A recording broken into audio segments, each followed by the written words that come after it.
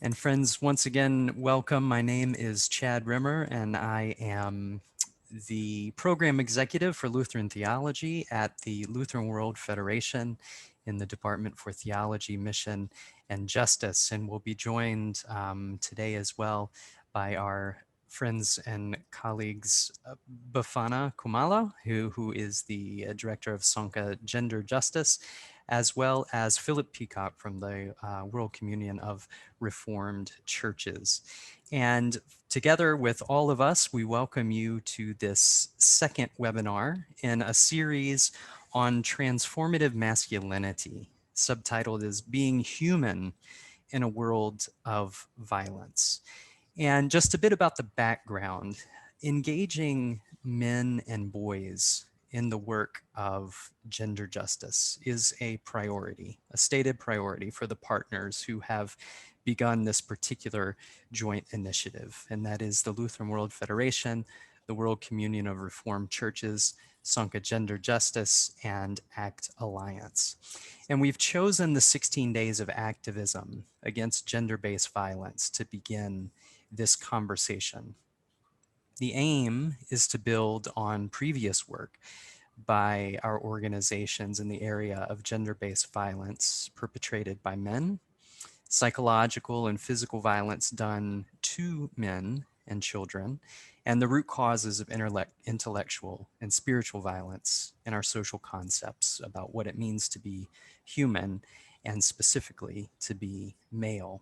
So this process will continue, and it's aimed at engaging men and women in open and safe dialogue, and eventually, as the process goes along, to secure commitments from faith leaders and equip participants with gender-based tools for contextual and critical reflection, as well as creative and concrete actions so that we can create some tools to promote transformative and positive masculinity. Now, during this time of COVID, the process will begin with 3 of these online meetings and conversations to encourage a gender analysis of the realities that we experience during COVID, as well as to raise awareness about the issues that we need to address and that we want to put on the table. Through these different conversations, we want to explore various assumptions and worldviews and archetypes of masculinity and try to understand how they operate in our context, with a particular emphasis on unmasking those that perpetuate violence. We want to start also to harvest theologically and culturally rooted nonviolent archetypes that can reground concepts of masculine and masculinity. And at the end, once we begin into the new year, to start to create resources that address these issues so that we can create resources to engage men and boys in this work and to train practitioners in the regions that our organizations in which we operate. So we are inviting you, friends, into this conversation to create solidarity among men and women who are in a position to involve one another in reflection on these models of masculinity, and then equip them with tools eventually to nurture a transformational consciousness about nonviolent, pro-social concepts of masculinity within our churches and our organizations and the gender work that we are committed to. So today, the focus of our conversation is engaging with feminism. And I want to begin by just making a bridge from our first conversation. The first time we gathered, we discussed the way that violence generally dehumanizes both victims and perpetrators. The need for churches to address violence, not only within society, but within our churches. And in doing so, we not only talked about needing to focus on regressive behavior of men and how to support transformative change from within our own tradition, meaning the tools of our faith, but also the need to deal with patriarchy as power. And this leads us to some of the root questions of feminism. And so today, our topic is engaging in dialogue with feminism. And so that's why it's my joy to welcome and introduce our guest and our presenter for this conversation, Monica Melanchthon. She is professor of Old Testament at Pilgrim Theological College in Australia, where her research focuses on commitments to the marginalized, particularly women and Dalits, with a focus on Indian feminist hermeneutics and theologies, with interpretations of biblical texts that really draw insight from social biographies, from lived experience in communities. So among her research interests, there are many, and we are grateful, but different ecological readings, feminist hermeneutics, and different cultural-based forms of interpretation. And I hope we hear about some of that today. And I just want to say that among her publications, many publications, she contributed widely to the biblical hermeneutics process within the Lutheran World Federation, and particularly with respect to our theme today, wrote a wonderful piece called Protect Me from Those Who Are Violent, Psalm 140, a cry for justice, a song of hope. And on a personal note, we want to say that she is responsible, individually responsible for a whole generation of Indian feminists and mentoring so many amazing young women and men as well. So welcome, Monica, and over to you. Thank you, Dr. Rimmer, for the welcome and for the words of introduction. I'm humbled. Thank you for this opportunity to share some brief reflections, which I see as a conversation starter rather than a formal presentation that is fully developed. And I'm not sure I'm going to be able to address, or I am addressing all the issues that you have raised in relation to this study process, or this process of training. So in this brief presentation, I just want to highlight the issues of violence and say a little bit about patriarchy and feminism, and the question that both you and Philip raised in our conversation a couple of days ago about what can men do to transform themselves, in this era of violence. Now, COVID-19 is of course testing us in ways most of us have never imagined or previously experienced, providing both emotional and economic shocks that we are struggling to rise above. In recent months, the global pandemic of violence against women and girls that has raged across many countries for decades has combined with the more recent pandemic of coronavirus to create devastating intersecting impacts and consequences for women and children. COVID-19 and its consequences like isolation, stress and anxiety, unemployment, poverty, ill health, doesn't cause family violence or create violent men, but it amplifies the conducive context for abuse to continue and increase. Both pandemics coexisting, that is the violence against women and COVID, coexisting exacerbates the disproportionate impact of structural inequalities against women and girls and for people in minoritized and diverse communities. Even before COVID-19 existed, domestic violence was already one of the greatest human rights violations. In the previous 12 months, 243 million women and girls aged between 15 and 49 across the world have been subjected to sexual or physical violence, often by an intimate partner. The head of the United Nations Women, Phumzile Mlambo Chukka, pardon me for the for the pronunciation. She's the UN head for women. She declared that violence against women and girls is a shadow pandemic during the wider coronavirus crisis. She says, and I quote, the violence that is emerging now as a dark feature of this pandemic is a mirror and a challenge to our values, our resilience, and shared humanity. We must not only survive the coronavirus, but emerge renewed with women as a powerful force at the center of recovery. And I think that's a very, very significant and massive challenge for all of us, both men and women, um, in terms of how we might address the violence that is emerging within this pandemic. In the year 2012, social entrepreneur and passionate advocate for the empowerment of women and girls, Jeremy Meltzer, addressed the Australian, US, and Indian media in a TED Talk. Now, this particular TED Talk is available on YouTube for those of you who might be interested in listening to him, because it's quite powerful. Now, he began his talk by asking people to raise their hands if they had a sister, another hand if they had a daughter, and a knee if they had a mother.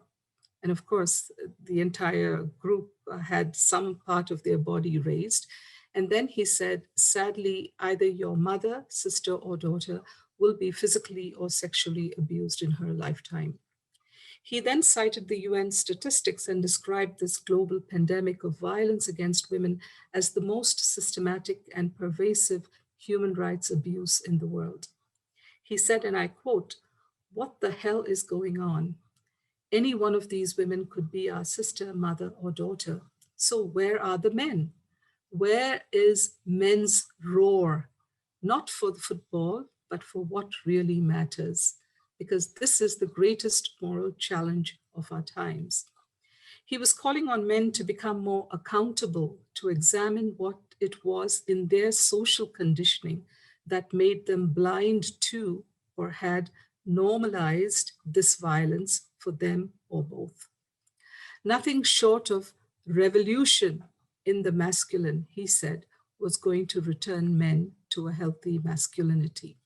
Now, this was long before the #MeToo movement, which has been described as a watershed, a tipping point, a karmic earthquake, when countless stories of women and their abuse came tumbling forth. The world is saturated with stories of rape, of mutilation, of dismembering and silencing, stories from the workplace of gender pay gaps and institutional enabling of this silencing of women, stories of men refusing to take no for an answer, from women pressured into having sex with men and being made to feel guilty if they didn't comply, stories of horrifying emotional and psychological violence where men use their own children as weapons of punishment, stories of shame, sadness, and crippling loss of confidence and ambition, and the death of innocence and the will to live. What are the historical causes of this rampant aggression? What are the ideological underpinnings of this rampant violence against women by fathers, by sons, by uncles, by brothers and husbands? We are all too aware of the impact of this violence on all women, both the victims of this violence and other women who are not necessarily or have had similar experiences. But more importantly also is, what is the impact of this violence on men themselves? How do men react? I must confess, I have not talked to too many men about what they experience after an incident of violence or rape that is highly publicized. But I'd like to know what goes through men's minds and bodies when they hear these stories. We live in a world where men are socially constructed to distance themselves from their emotions in order to conform to a rather unforgiving world of male culture. These are men who have been removed from their natural compassion, leaving them vulnerable and isolated and prone to violence and abusive behavior, because they have been taught to believe that as men, they can be brutally violent. And why? Because they can, and because they are men, period. And because this is a patriarchal world. Now, patriarchy, and I don't know how much of time you spent in defining patriarchy, but patriarchy refers to a system of social organization which is fundamentally organized around the idea of men's superiority to women. Now, within this system, even those who may not approximate to the male ideal, such as homosexual men, still stand to benefit from the privileges attached to being men. It is difficult to posit simple definitions of patriarchy and masculinity, but we might say that patriarchy refers to the systemic relationship of power between men and women, whereas masculinity concerns both inter and intragender relationships. Nevertheless, there is an overwhelming consensus regarding the superiority of men over women. Now, there is a very interesting book which I came across quite recently, entitled Misogyny, the World's Oldest Prejudice. And the author, Jack Holland, writes, "What we call history is merely the tale that patriarchy wants to tell, and misogyny its ideology, a system of beliefs and ideas, the aim of which is to explain the domination of men over women." So patriarchy is a social system which supports and authenticates the predominance of men, brings about a concentration of power and privilege in the hands of men, and consequently leads to the control and subordination of women, generating social inequality between the sexes and oftentimes violent inequality. It provides the conditions for the possibility of ongoing cultural and gendered oppression and violence, and the disparity of power, privilege, and prestige entrenches and perpetuates patriarchy in society. While it gives men power, domination, and advantage over women, it also explains much of the continuing violence and subjugation of women. Now, with the advent of feminism, the manner in which patriarchy functions, the oppression of women, the material reality of women, their psychology, the social constructions of gender, and all the subsidiary cultural paradigms that support have come under scrutiny. Feminism has exposed gender violence and women's marginalization in culture and global politics. However, it also challenges gendered constructions of women. And the term feminist is commonly used today for describing those, both men and women, who seek to eliminate women's subordination and marginalization. And the goal of feminism is to challenge the systemic inequalities women face on a daily basis. And contrary to popular belief, feminism has nothing to do with belittling men. In fact, feminism does not support sexism against either gender. And feminism works towards equality and not female superiority. And I think I want to emphasize this, particularly because there are many quarters in the world where feminism is grossly misunderstood as a men-hating movement. And I would like to correct that impression. So the root experience of feminism is women's realization that cultural common sense, dominant perspectives, scientific theories, and historical knowledge are androcentric, that is male biased, and therefore not objective, but ideological. Now, this breakthrough experience causes not only disillusionment and anger, but also a sense of possibility and power. So feminism, therefore, is simply the commitment to work for the political, economic, and social equality of women and men, boy and girl, in every area of life.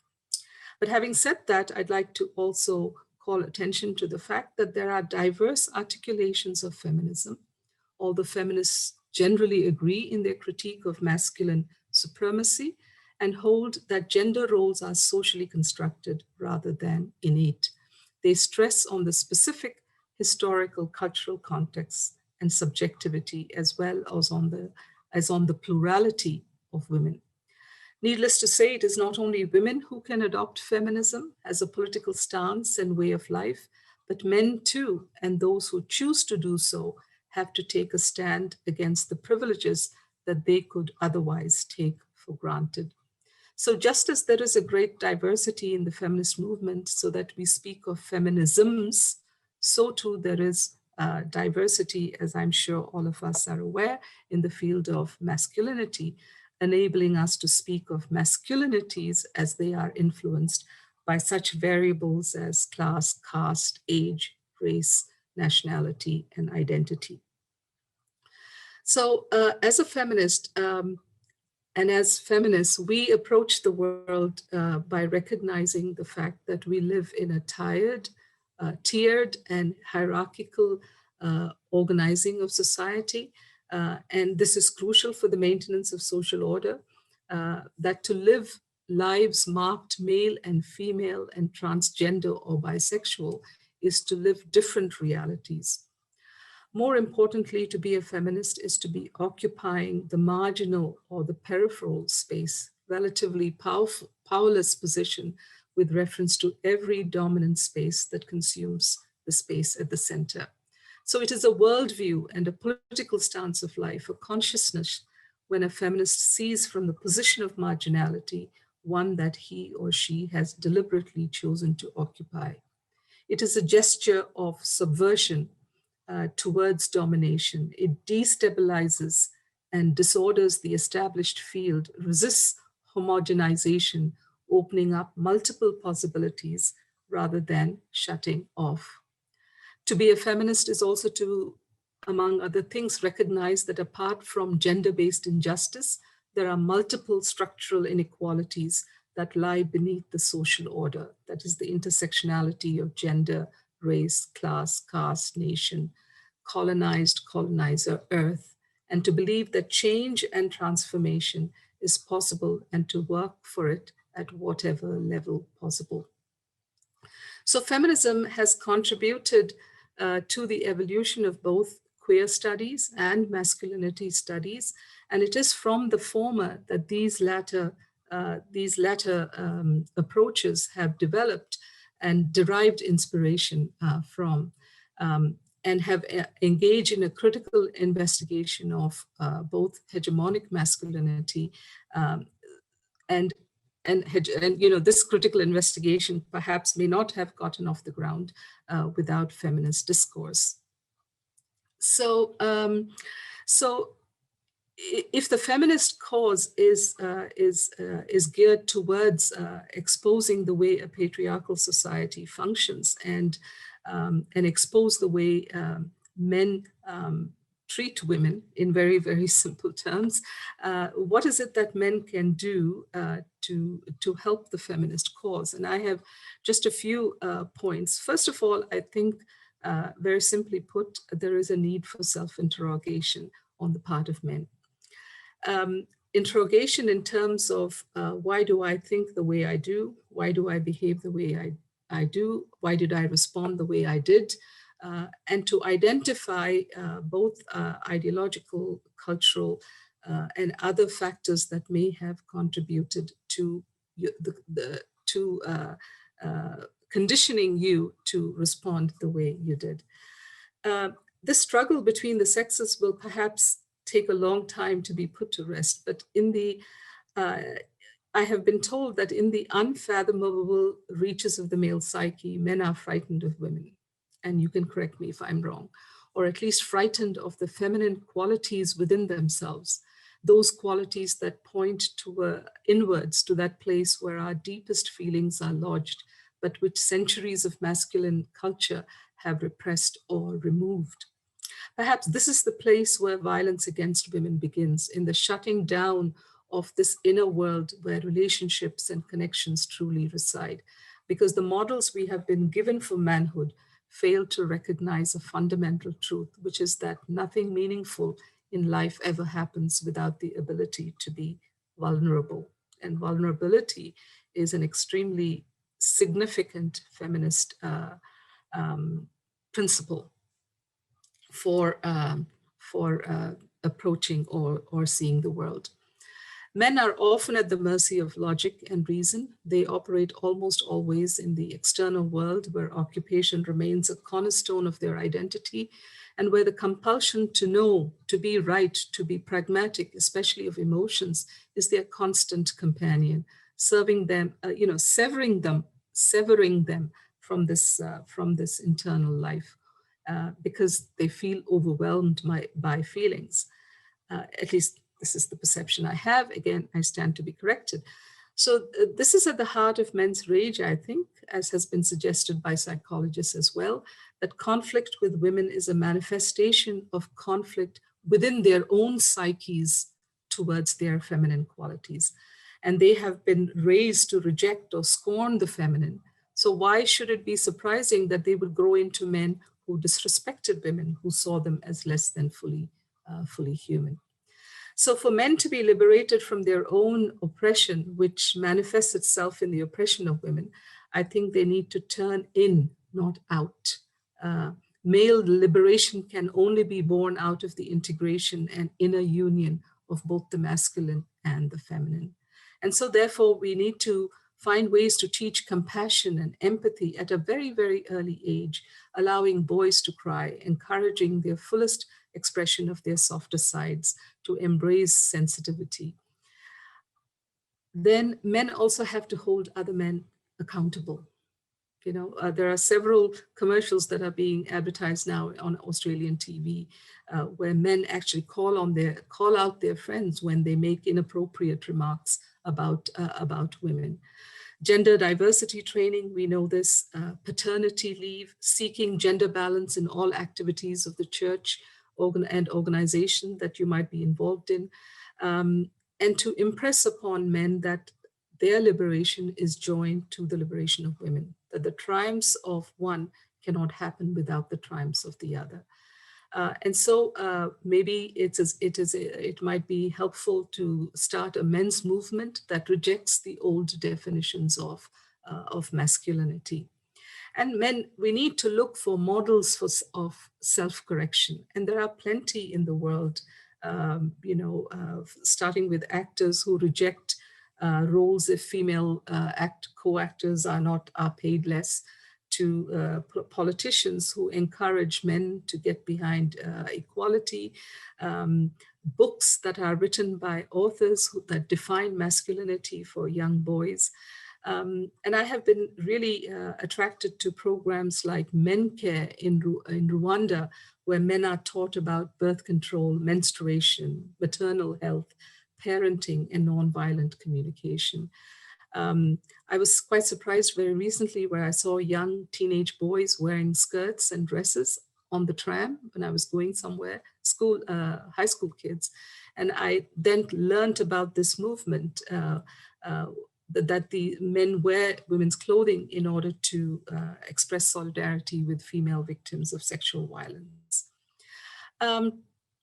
I do believe that in the midst of all this, of course, we also need to reread our biblical texts using the methods and the hermeneutical principles that women scholars have suggested to look at the gender of God within the Hebrew Bible and the New Testament and how they impact our understanding of ourselves as women and as men. So as a last word, I would say, if patriarchy has a beginning, it must also have an end. So reframing of masculinity, that is in empathetic ways, empathy towards the weak, less bound up with status and wealth and power, but concerned about the reward of good relationships is essential. And we need new conversations and role models to light the way, and we need each other. Men need women and women need men. So I'll stop there. Thank you. Thank you so much, Monica. This was very rich. And we have the chat box as well as the question and answer box that's open for our attendees to also ask questions. And so as we do that, I sure would like to get it started here with Philip and myself with some questions. And first, I want to start by thanking you for pointing out that concepts around gender are socialized and they're about worldviews. And part of the liberation, I want to, talk about the liberation as well, liberational practices that we can really, equip men with. But we're talking about worldview and the way those are formed are very complex, but generally to think of our relationships and gender as systems of power and as methodologies. And, the methodologies of feminism are so tied to those ways of being able to see and analyze those systems of power. And I'm struck in terms of masculinity studies by something that Michael Kimmel wrote a number of years ago, which is that we haven't yet figured out how to talk about masculinities. And part of the thesis there, I guess, is that we talk about these categories of masculine, whereas the real task is to get men to be self-reflexive. And you pointed Yeah. to this, to get men to think about their experience and their, Mm. not only their cultural, what shapes their worldview, but their experience of being male in the world. And with those tools for liberation, there comes liberation. So I wonder, in terms of, feminism as that worldview and the methodology, what are some of the most effective tools of liberating people to do that kind of self-reflection that maybe you have seen in your teaching, in your work among communities that you've seen really equip uh, maybe men, but anyone really, to engage that kind of self-reflexivity? Um, I guess yeah, I think it's, experience is a major and very, very significant category of analysis within feminist discourse. And so, begin with what you are experiencing. So, um, and yeah, and analyze why it is what it is that you're experiencing and why it is you're experiencing it the way you are. um, and so oftentimes I have been in forums where when women gather together, one of the first things they do is to introduce themselves, and when they do introduce themselves, they talk about their experiences, whereas this and oftentimes it is quite emotional. Whereas in gatherings with men, this doesn't often happen because men don't feel comfortable to talk about themselves and their experiences. So, yeah. So simply put, I think it is important for men to reflect on their experiences, and as you pointed out as well, to interrogate that experience and use that as a lens to analyze, the world. Yes. And thinking about then in terms of analyzing those power systems, I think one of the most helpful tools that we can really equip people with or try to, you spoke about, making sure that people understood that feminism, at its root comes from the experience of women, but Mm. it's not about women per se. It's about a system of Yeah, power. yeah. Um, and restoring right relationships, which in a sense is right relationships, not just between genders, but all the ways we relate to each other, economic and political and Mm, mhm, ecological.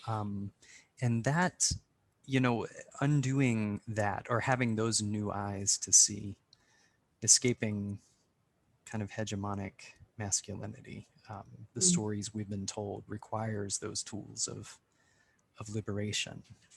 Yes. So, I wonder what you have seen, which is one of the most effective tools to kind of invite people into that task.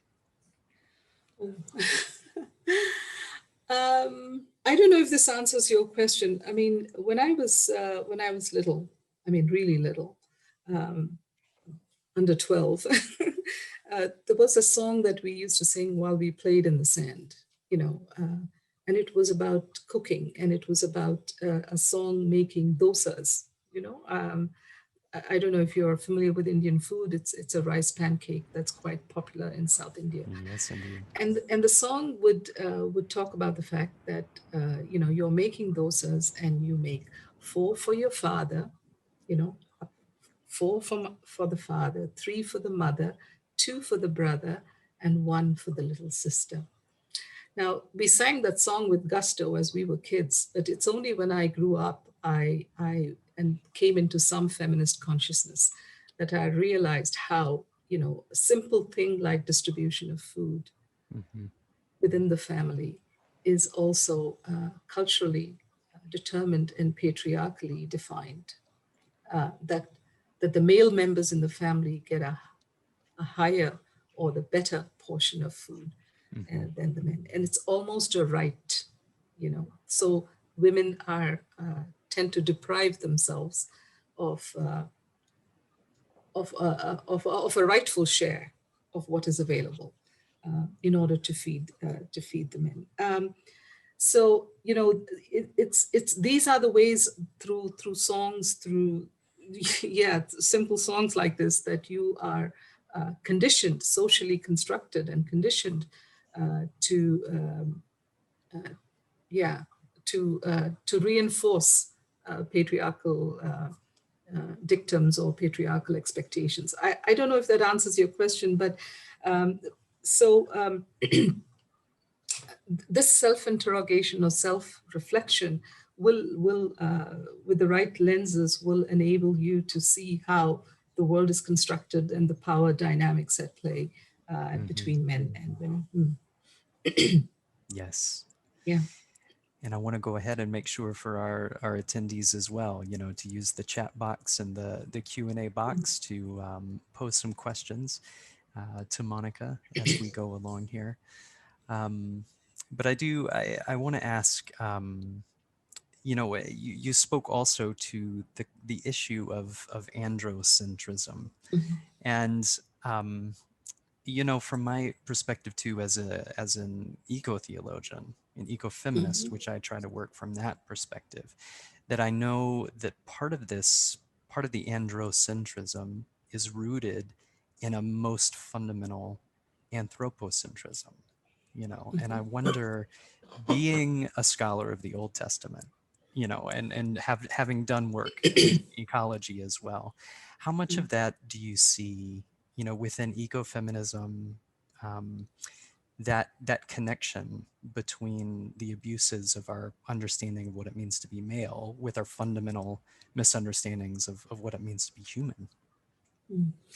Um, yeah, again, it's only hitting home for me in the past, year or so, as to how many new approaches and methods have evolved out of feminism. And ecofeminism also has its roots in feminism. I mean, ecology, sorry, has also its roots within feminism, or eco-theology has its roots within feminism, partly because of the parallels that can be drawn between the abuse and the violence that women experience, and the abuse of the earth and the violence against the earth. Um, um, yeah, so therefore there is already a symbiotic relationship between women and the earth that needs to be emphasized. And I think there are multiple references within the biblical text that can be used to stress the fact that the earth and human beings are creatures of God, um, and that human beings, of course, have been created from the earth. I mean, all this we know, Mm-hmm. Mm-hmm. to to care for the earth. So I Yeah, I'm sorry if you could reiterate your question. I seem to have lost track of what it is that you were actually specifically asking for. Sorry. Yes, no, I was just thinking of that connection between, Mm, the fact that these kind of hegemonic or hegemonic masculinities, or these narratives about violence, mm, are not only false masculinities, in a mhm. sense, but they're based on false understandings of what it means to be human. And Sure. in our first conversation, Yeah. we talked about kind of how violence dehumanizes everyone. So that Yes. connection, Yeah. between human Yes. being.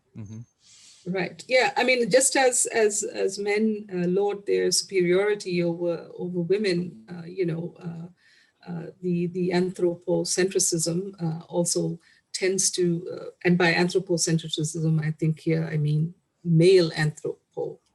anthropocentrism Hmm. tends to believe that they have rights also over the earth Hmm. and all its creatures, and so that exploitation is lived out as a matter of right rather than as a responsibility Hmm. of care Hmm. or an ethic based on an ethic of care and stewardship. Mm, Indeed. yeah. Mm, And I want to bring in Philip here into the conversation as well. Just as he comes in too, I want to thank you for pointing to that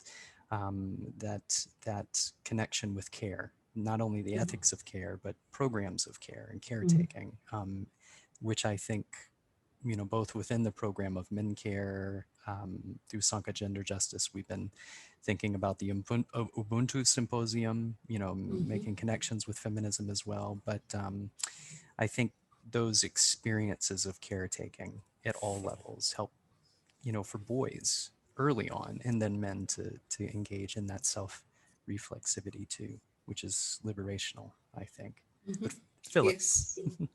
Thank you, Chad, and thank you so much, Monica. I'm sorry for coming in late to this meeting. Um, However, as I heard some part of your speech and having Mm, known you for such a long while, what really struck me was this song that you spoke about. And while you spoke about how, in the even a small thing like a song perpetuates a certain mm, patriarchy. I was struck at the same time to think about how actually patriarchy, as many other forms of oppression as well, actually works at the level of the mundane, in the everyday, mhm, in the banal, in the very small things that we do, perhaps how we mhm, stand, sit, talk, move our hands, for example. mm, And yet you also spoke at the same time of the need for introspection. mm, Now when we take these two things together, it's quite easy for me perhaps to, not easy, but it it is possible, let's say, to introspect and realize where these things happen in the mundane and the everyday. But the mm, larger question is, if we necessarily change the mundane and the everyday and the small things, will it also lead to a change of the structure and the power relationships that are part of patriarchy? And how do we bridge these two things together?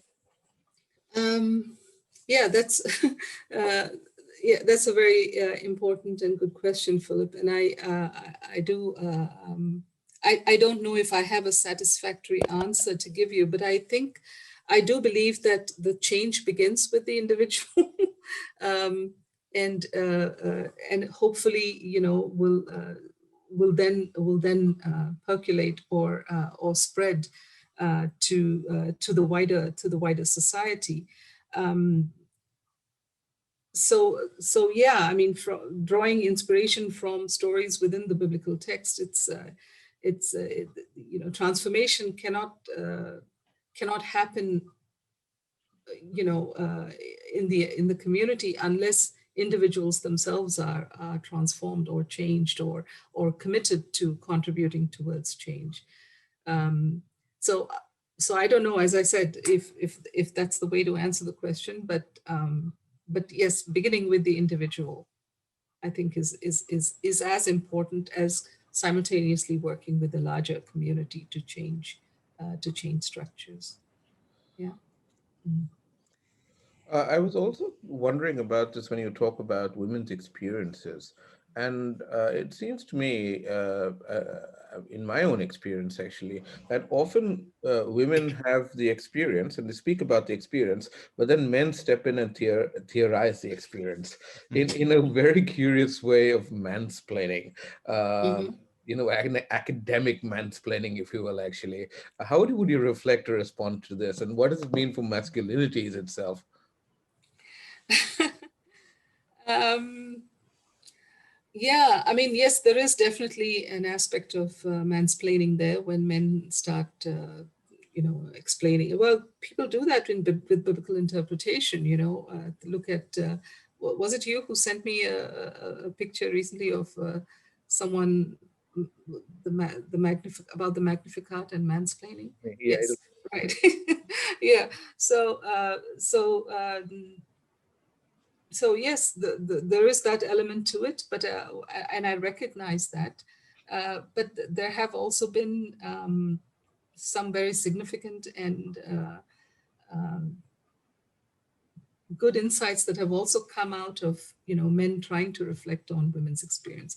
I don't want to completely rule out the insights that men can offer and if they do it with sensitivity and with empathy and with objectives that are just, I guess. Yeah. Mm. Mhm. Thank you. Monica, I one of was the, oh, sorry. go ahead, Philip. I just wanted to make one comment while you were saying this. I was thinking then perhaps along with introspection, what's also required for men and is a deep listening to women. Actually, I think Yes. as men Yeah. we not just introspect ourselves. We don't do this. We just don't listen to women enough. Mm. That is true. That's true. And I should have said that as well, although I was thinking about it. But it is true. I think in the context of the Me Too movement, one of the biggest and strongest cries from women was, "Don't talk, just listen," right? Just listen to us for the time being.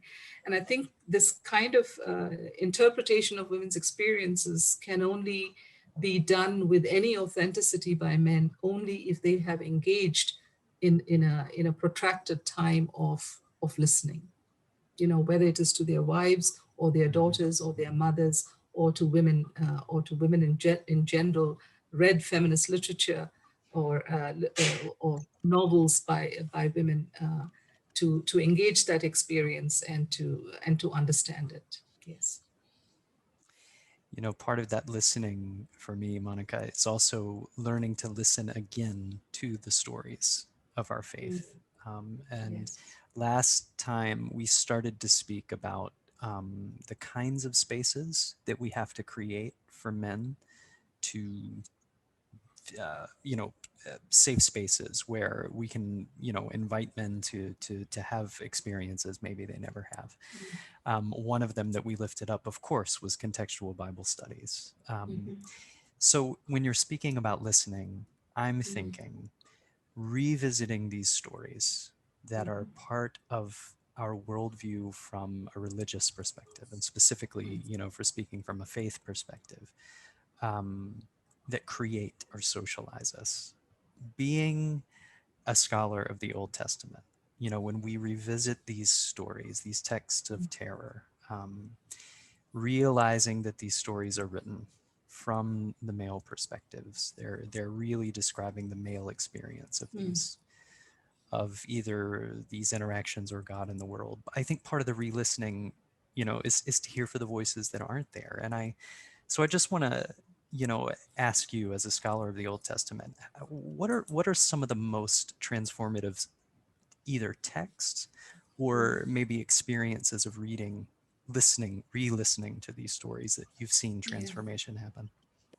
In my own work, I have paid a lot of attention to these texts of terror that, as you call them, as Phyllis Tribble has also called them, Mhm. because oftentimes I think feminist scholars who have looked at these stories have highlighted only two models. One is women as victim or women as heroes.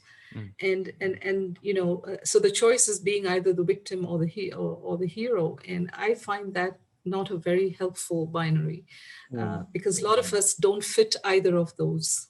We cannot all be heroes, and we are not all victims. You know, is there a middle path that would help women embrace these stories and apply the insights that they have gained from these stories, not just to their own lives, but to their understanding of the world, and to develop strategies that will bring about transformation. So, but one of the ways in which I do this is contextual, in the sense that I bring into conversation incidents or events that have happened, that have happened mostly in India, because that's where I come from. And you mentioned my paper on Psalm 140. And somehow by bringing that incident into conversation with the biblical text, the biblical text kind of exploded in my face in terms of the insights that the conversation between those two texts actually opened up for me. And I have done this with Genesis 34, with Genesis 38, with the Rizpah story in Samuel, with Bathsheba in Samuel, so in Kings. So therefore, as a feminist, I think, and as a person from India, I endorse quite strongly the need for doing contextual work and for bringing the world into conversation with the biblical text and these stories. And I think these stories of terror, which we within the church tradition tend to marginalize or actually ignore most of the time. Many of them don't even make it into the lectionary, and so the church is not forced, therefore, to look at these stories. These stories, I believe, have been put into the biblical text primarily to generate conversation, to generate discussion. And I think if these stories of violence, as violent and disturbing and painful and hurtful as they are there, because if they are not there, we would not be talking about violence. We may not be talking particularly about violence against women. And so these biblical authors who and canonizers who put these texts together did it quite intentionally. Thank God. Because as I said, they provide a space and grounds for keeping these issues alive, because these issues are very much alive today, the issues that these texts raise. Thank you, Monica. And part of the way that you raise them, I would just want to point to, in that piece that we're talking about specifically, you talk about the intertextuality, not just the context, but the stories that we bring, the experiences of violence. And I think you're so right in saying they shape the way we approach them and how we hear them, and in a way that helps us to resist, restory, and maybe resist, as you've said as well, not spiritualizing the experience of suffering or violence, but also for men then not valorizing that kind of power over or domination. Right. And here, I want to kind of make the turn towards thinking of the system as its experience, systems of power, and feminist analysis of systems of power in the church. And actually, Helen has put a question in the box that kind of points us in that direction, about examples from regions. Maybe I can add from churches, perhaps, where they've started conversation, this kind of self-interrogation or reflexivity, to transform. Has there been resistance? How has that conversation been received? How have you experienced that, either where you are now or in the past, where these conversations have started within the church and how they've been received?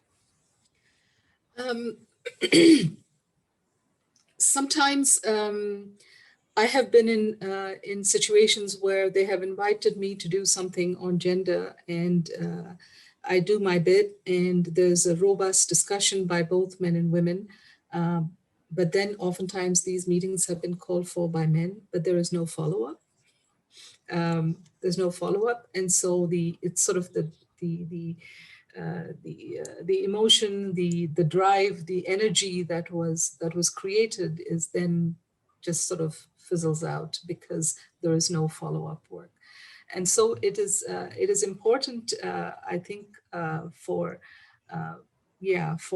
some of these programs and people involved in the programs to ensure that there is continued the space created for continued reflection and interrogation of both, of the topic or the issue that has been discussed as it pertains to women.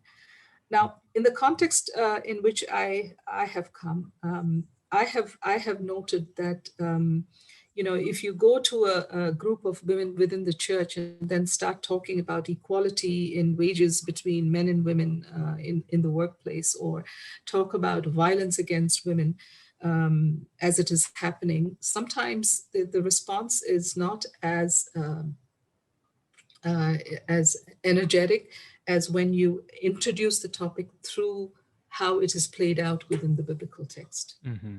There is something about using the Bible as the entry as the entry point into highlighting a social issue or a social evil.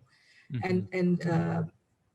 And this has been my experience. It may not be the experience of others, but and this has energized women, because of the fact that it is something that is addressed by Scripture. Therefore, we need to address it as it is played out in the world. Yes. So but that is in a context where there's a lot of reverence mm-hmm. That people have for Scripture, and therefore they take that quite seriously. But that may not be the case in all contexts. Mm. Well, I appreciate mostly that answer points us back to the fact that the keys and the tools for liberation are within our traditions, and we need to mm-hmm. we need to go back to them and yes. reread them and listen to them again, as you're saying. This is great. Yeah. And I want to bring in now a question from Stefan that's related. He says, in our churches, we encounter both structural and fundamentalist problems. Those who want to keep women away from holy orders are as well marginalized, excluding, naming as well LGBTQ+. Mm-hmm. So the question to you, Monica, is where should we enforce our fight for gender justice primarily? Which strategies are the most promising in our present situation? There's a question of hope there. Yeah, point us to some hope. Yes, yes, definitely. I think it has to be a multi-pronged approach. It has to be an approach where you empower individuals in the grassroots within the church through Bible studies, through workshops and exposures, and we have the tools there to do that. But there are also ways in which the people at the top who make the decisions also need to be forced in sometimes to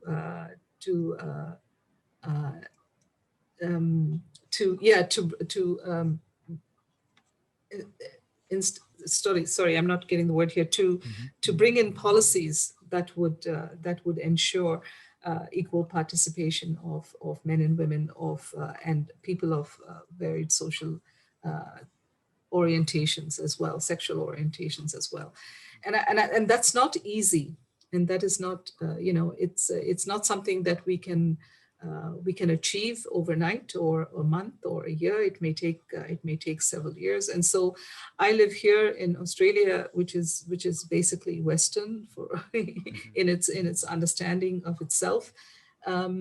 and even here, the Lutheran Church still is not open to ordaining women, and I'm still trying. I grapple with trying to understand where the blockage lies. You see, and the blockage is of course in their understanding of Scripture.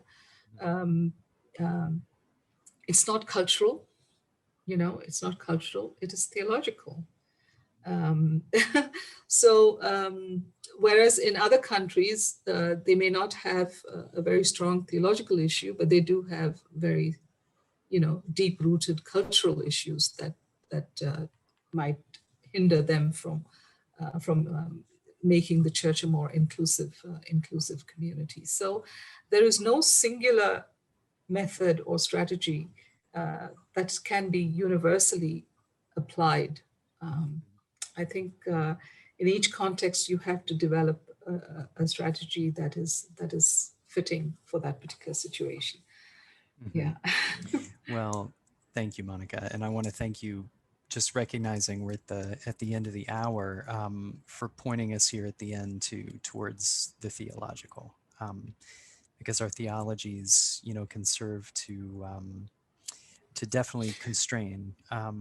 But if we go back to those theological roots, and listen again, we should find that what we confess about this triune God, that's a relationship of love, ought to be liberating and give us that starting Yes. point to rethink not just our relationship to that Yeah. that community, that holy community that is right relationships, but then to help us rethink about how we transform our relationships and understanding of power among ourselves and find that liberation within our tradition. Yeah. Yes, I agree. And the thing is that in a lot of our parts of our church, people are not really well versed with the tradition, or know enough. And so the task of educating them in terms of what is there within, what are the resources within our tradition that would benefit us, that would edify us, and that would contribute to the transformation of both church and society, needs to be brought to the attention of the community, of the faith community. Yes, indeed. And Monica, thank you for doing that with us here today. And I think that's hopefully what this process is about. This initiative that we've begun is to do that kind of transformative work, focusing on masculinity per se, but realizing that's rooted in that larger understanding of power and relationships, which is it's a theological task. But it's a human task, and it's something that we're called to. And I want to point out too that this is two things you also said, which this initiative is aimed at. I'm glad you pointed to, was to create the tools and to have the follow-up. I mean, to really create tools that will equip us going forward, not just to talk about it, but to guide us in that process forward. And so that's a gift you've given us here in Thank this you. second conversation. So Monica, thank you so much, and to all those that attended and those who are watching online and who will watch and hear this in the future. We just want to say a word of thanks to you and for sharing your time, especially at this time, recognizing what time it is in Australia, and as well as your gifts. And I think that this equips us as we go ahead just to make sure that we engage this conversation of masculinity, always in conversation, in dialogue with feminism and these foundational questions. Please. Thank you very much. But I wanted to ask Philip and you and who the other men if there are other men here watching, in terms of what is it that goes through your mind and your body when you hear about a violent act that has been committed against a woman? I've never asked a man this before, and I'm really curious. Yes. I would like to answer this. One of the things that bothers me, actually, it really bothers me, is how can you use your own body as a weapon? Mhm. This is something that comes back to me again and again. I mean, how do you use your genitals not as an act of pleasure, but as an act of violence? This is something that I'm very uncomfortable uh, with. But I have to also admit, Monica, that I've been thinking about this maybe for just the last 20 years or so, in my theological journey. Before this, maybe I didn't consider it at all, or I don't know how I felt about it. Maybe I thought about it differently. I don't remember, actually. I don't have any concrete thought about it. So actually, maybe it is my learning from women and my learnings about feminism that has taught me to think differently about this as well. Mhm. Mm. Yes. For me, Yeah. I think that um, you know th- there are two there are kind of two responses, and one is rather theological, but the first is more visceral. Honestly, it's you know uh, Augustine said that hope has two daughters, anger and courage, right? Mhm. And honestly, at acts of violence, I have to recognize, that there's kind of a righteous anger at first, and part of it is that people would people who are Christian would profess um, the same faith and yet see violence as as um, you know a, an acceptable response. So to do violence against another body is, in my mind, to do violence against the body of God. If we are all part of creation and baptized into the body of Christ, to do violence against um, another human being is to do violence against ourselves. And I think part of that is just to be, you know, the personal feeling of realize that in a marriage and as a father, when you're entrusted with a holy trust, to care for someone, and you see violence, you see someone trade in that trust for violence is really an affront. It's almost an embodied, you know, um, feeling of almost a nausea in a sense, Mhm. it really, really is. And then you reflect that theologically to say that you realize the reason is because we are entrusted to care. That's our human vocation. And to use the power that's given to us to care for an act of violence, like Philip says, instead of, enjoying one another and caring for one another is such an offense. Right. Right. No, thank you. I know we've come to the end of the conversation. I would love to continue on this last issue because I think when I as a woman hear about an incident like that which happened in 2012 or 2016 in India, or more recently in 2018, I may not have necessarily experienced the same kind of violence, but I still fear as a woman. I fear for myself. I fear for my daughter. I fear for other women. So in trauma studies, you learn about the fact that you don't have to necessarily experience the kind of victimization another person has, but by virtue of the way in which the culture functions, we know exactly what that woman went through, and you experience that pain and that hurt and that fear. So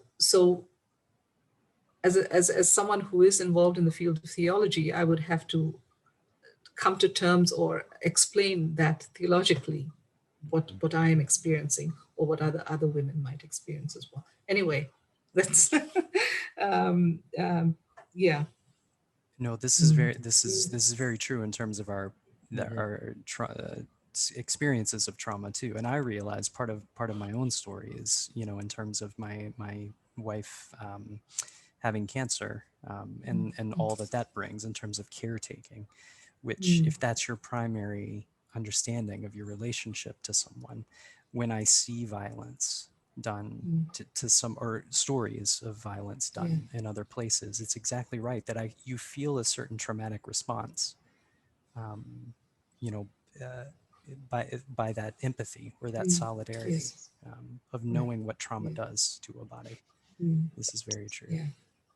Yeah. Well, And Monica, therefore there are, yes, and there are texts within the Bible too that can contribute to that trauma. And that is the reason why we need to read them with sensitivity to the potential that these biblical texts have on victims and on oppressors as well. Yeah. And maybe that's one of the keys to the self-reflexivity that we talked about as well. Asking men to think about that question you asked, which is pay attention. How do you feel, really? Not how do you think you should feel, but Yes. how does it Right. feel in your body? Yeah. Yeah. Thank you for that, Monica. Thank you. Well, I can Thank tell you. you this, as we go forward, you will be part of the conversation. And as this one was intended to do, not only to talk about this dialogue with feminism, but to look ahead to strengthen relationships of being allies between men and women, creating these safe spaces. So, Monica, for all that you have done for years in doing that, we thank you. And Thank for you. sharing that here, we thank you, and we'll call on you as we go forward to continue helping Thank you. to do Thank you that very much. Would as love well. that. Yeah. And we want to Thank you. thank everyone else who's joined in here in the space and online. And as we look ahead to, we invite you to the third conversation, which will actually be on the 20th of January. We will be looking ahead then to more to the question of creating relationships of allies between men and women, but also the question of then what lies at the heart of positive masculinities, archetypes of positive masculinities. And we will have Ezra Chitando, who will join us for that conversation as well. And so we hope that this has been a blessing to you as much as it has been to us. So we thank you, friends, for joining us. And Monica, once again, thank you so much. This has been precious. Thank you. Thank you. Yeah. Thank you. Bye-bye. Thanks, Monica. Thank you Bye. so much. I'll call you tomorrow.